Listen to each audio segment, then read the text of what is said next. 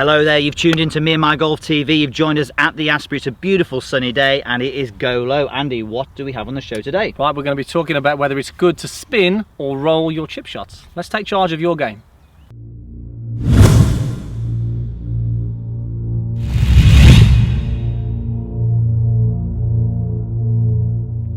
Okay, so welcome to this week's Go Low. This is where we answer your questions on your game to help you go low. Absolutely, guys, get involved today. Go to the Facebook, go to the Instagram and go to the Twitter using the hashtag Go Low, and it could be your video next. Yes, post your questions on today's topic. And that brings us to today's topic, which is all about short game chipping. And we're on the lovely green here at the Asprey, and we're answering a question from Tate Netstad about really what's the most consistent way to chip in terms of club selection. He's been using a 60 degree and he likes to play all the way to the hole with lots of spin, but he's saying, is this the right way? Is there a more consistent way? Should he be rolling it more and getting that golf ball rolling towards the hole? Okay, Piers, what's the answer to that question?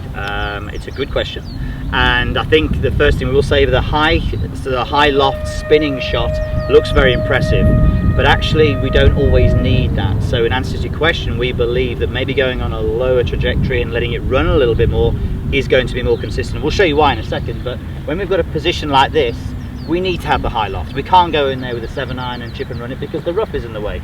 So we need to do it with my 56 here, for instance.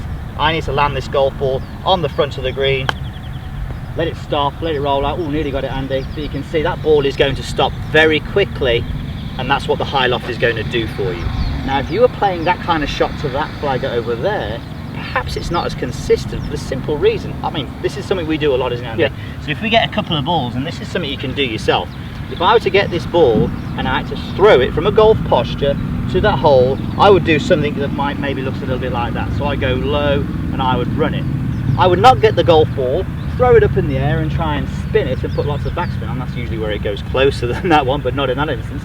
So I wouldn't try and do anything fancy. Let's just get the ball onto the green and let it roll out, because it suits a way of delivering the consistent pace control, which is what it's all about. Definitely, and I think the key thing is really that the closer we can land the golf ball to ourselves, the easier it's going to be. So if you're trying to land the ball, let's say 20 yards away, it's harder to hit that spot consistently, but if you're trying to land the golf ball similar to where Piers did there, maybe 8 yards away, that's a lot more consistent. So if there's a chance that you can go low, you know, again, the theme of this show here, it is Go Low. That's the name of the show, Go Low. You can see from that, Piers, that has a much better chance of actually sort of rolling in almost as well. Why do we want check on this shot? We want to get the ball rolling almost like a putt. Yeah, absolutely. So this is definitely attacking the hole more.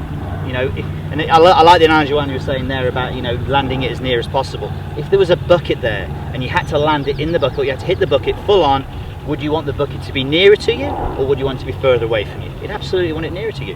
Yeah, and I think there's what we see a lot of, obviously, if you watch a lot of pros, a lot of the PGA Tour, you're going to notice that this is something that those guys do. They will land the golf ball fairly close and check it up, but dealing with a tour pro and dealing with the average golfer who's playing on a weekend, you know, maybe once, twice a week, you know, we have to treat those differently. And I think the more consistent way, and we've probably adopted more of this in our game at the moment, where we've been landing it closer and even going even lower loft, because in our mind, the quicker the ball's on the ground and the quicker that ball's rolling, the more predictable the shot's going to be and the easier it is to get it close.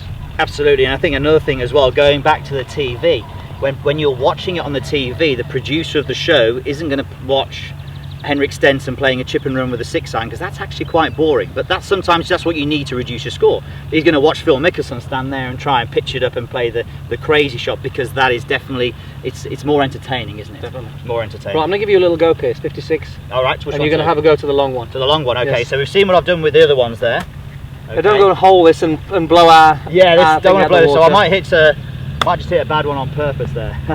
But I think if you do a lot of practice with the 56, you can get it pretty good. Yeah. But it's amazing how many people, we test them maybe 10 shots with a 56 degree, and then we give them 10 balls with a 9-iron or a 7-iron, which they've never used before, and actually the results with a club they've never used before are more consistent, or as consistent as a 56. Definitely. Imagine what that would be like with a bit of practice. Definitely. So I think the key thing is, I mean, yes, it's all about practice, but on a consistency basis, what we're looking for is to get that golf ball as low as possible. Go low with the chips if you can and get it rolling. We only need spin if we need it, really. That's the key thing for us.